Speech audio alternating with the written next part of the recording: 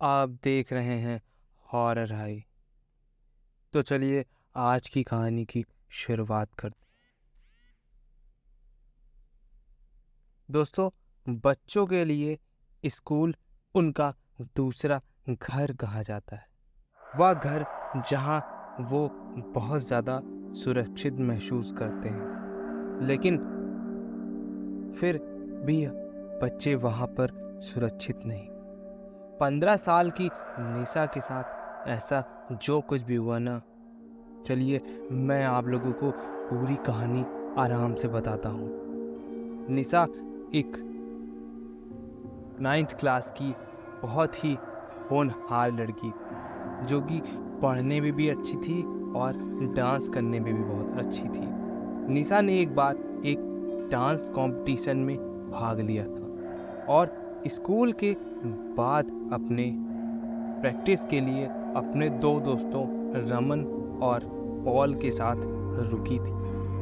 Dance की practice के दौरान निशा के दोस्त पॉल गिर गया और वो उसका जो पैर था वो वहीं पर मुड़ गया था और वो दर्द से जोर जोर करा रहा। स्कूल के सारे टीचर्स जा चुके थे और बच्चों के पास उनकी मदद करने वाला कोई भी नहीं था। तभी निशा दौड़कर मेडिकल रूम में गई, लेकिन तब तक ताला लग चुका था। उसी वक्त निशा को लगा जैसे उसके पीछे से कोई ऊपर चला गया। जब वो मुड़ी तो उसे एक परछाई ऊपर जाती हुई दिखाई दी।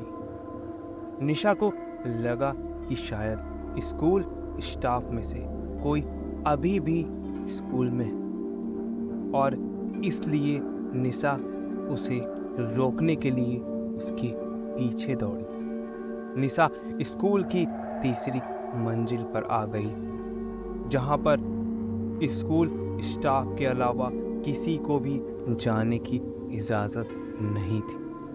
पहले तो निशा वहीं सीढ़ियों के पास खड़ी हो गई और चिल्लाने लगी, लेकिन उसे कोई भी जवाब नहीं मिला। तो वो थोड़ा आगे गई और देखा कि उस मंजिल पर केवल एक ही कमरा था और वो भी बंद था।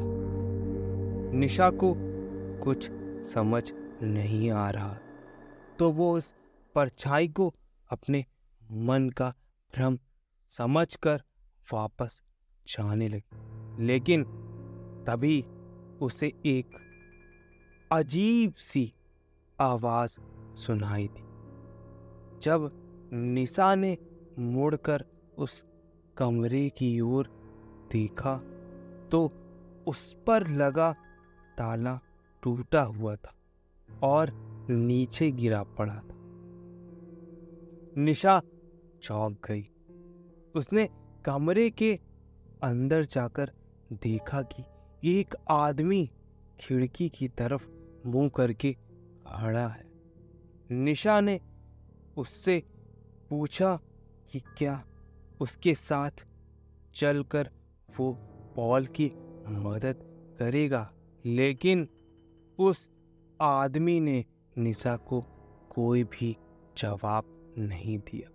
निशा को सब कुछ बड़ा अजीब लग रहा था। उसने फिर उस आदमी को आवाज दी, लेकिन तभी अचानक उस कमरे का दरवाजा अपने आप बंद होने लगा। ये सब देखकर निशा बहुत ज्यादा डर गई।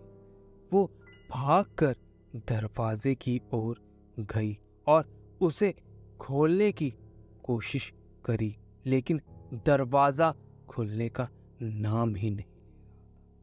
तभी निशा को उस आदमी के हंसने की आवाज सुनाई देने लगी। वो बहुत ही भयानक तरीके से हंसे जा रहा था।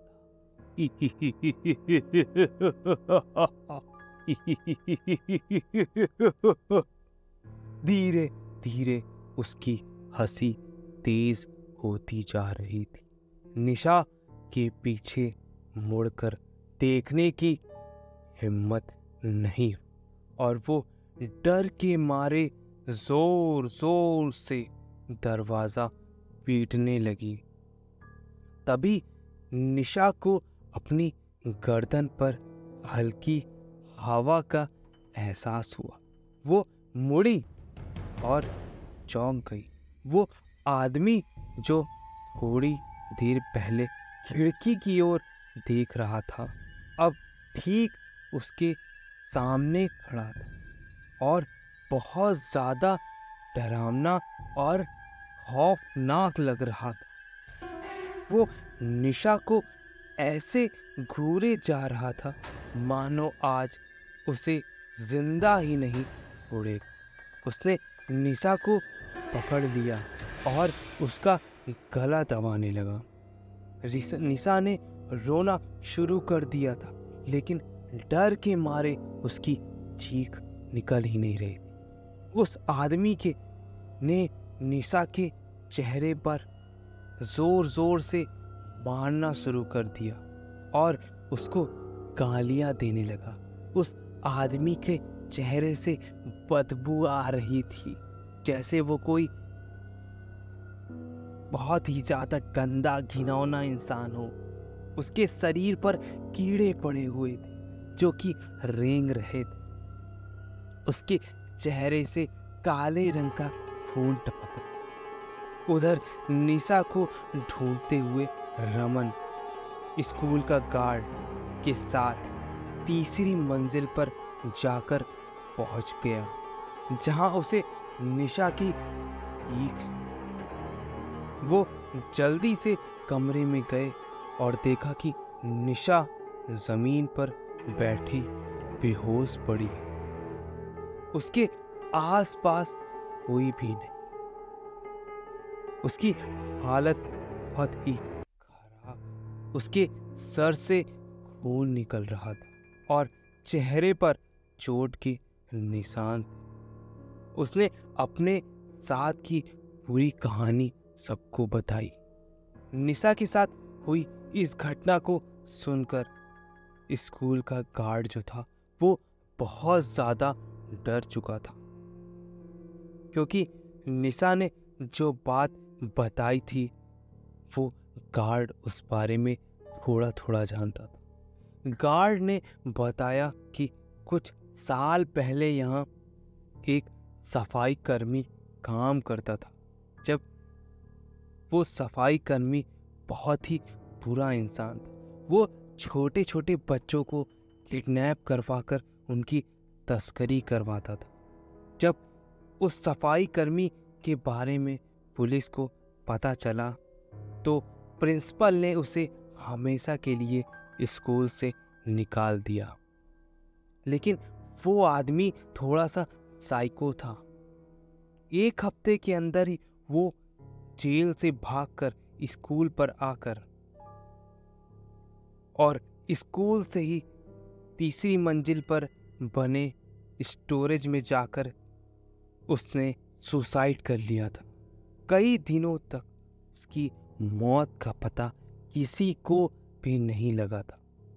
उस आदमी की लाश बेहद डरावनी और सड़ी हालत में मिली थी। तब से उसकी आत्मा उसी कमरे में भटक रही है। इसलिए स्कूल की तीसरी मंजिल पर किसी भी बच्चे को जाना मना है। इस घटना के बाद निशा इतनी ज्यादा परेशान हो चुकी थी कि कुछ दिनों तक वो स्कूल आई ही नहीं और कुछ दिनों बाद उसने उस स्कूल से अपना नाम कटाकर दूसरे स्कूल में लिखवा लिया था। उसके मम्मी पापा ने अपनी बेटी को उस स्कूल में दोबारा नहीं भेजा। आज भी निशा जब उस आदमी की वो भयानक हंसी को याद करती है तो उसके रोंगटे खड़े हो जाते हैं दोस्तों। तो दोस्तों, आज की कहानी यहीं पर समाप्त होती है। मिलते हैं एक नई कहानी के साथ। अगर कहानी पसंद आई हो तो चैनल को ज़रूर सब्सक्राइब करके जाइएगा। आप लोग चैनल सब्सक्राइब करना भूल जाते हैं। और कहानी अच्छी लगी हो तो कमेंट करके बताइएगा। मिलते हैं एक नई कहानी के साथ। तब तक आप सभी का दिन शुभ हो।